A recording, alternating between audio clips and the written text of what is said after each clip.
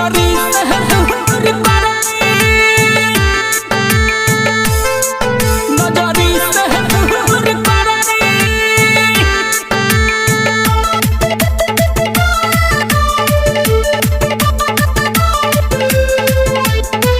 नजरी से दूर करनी,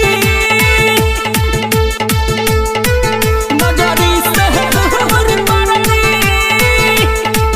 सुनिए भोले दानी एगो अर्जी करतानी, सुनिए भोले दानी एगो अर्जी करतानी।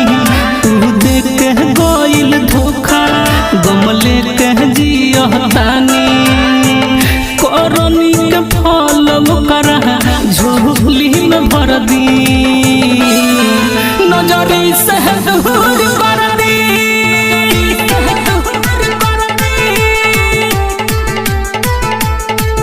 नजरी से दूर करनी, दूर करनी।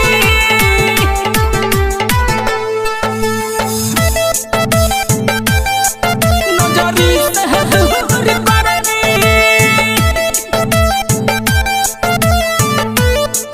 नजरी से दूर करनी,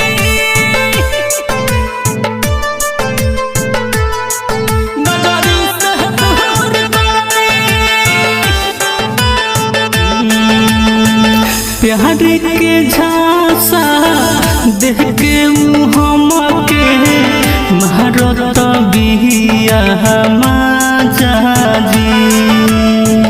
बाबू कहे कबू कहले सुना, कबू कहतिया राजा जी।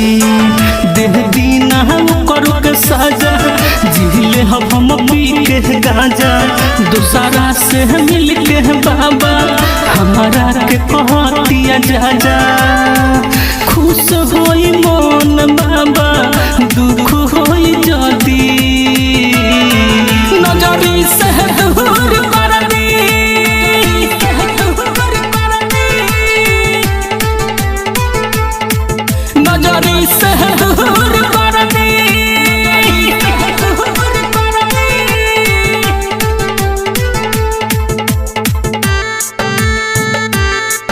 नजरी से दूर करनी,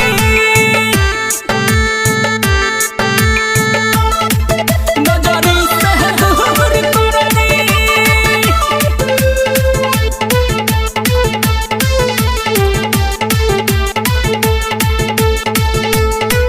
नजरी से दूर करनी। हे भोले दानी अर्जी करिले, कहती ना जियल मुश्किल जी। आज के बाद तुहरे न के दिल जी। कोई देहलस सारहनास सहलस के बनवलस खास, सिंधु सरगम के रीता देखल चाहे लेलास। हमके समझ ले रहे बाबा पहना रोदी, नजरी से दूर करनी, दूर करनी, नजरी से दूर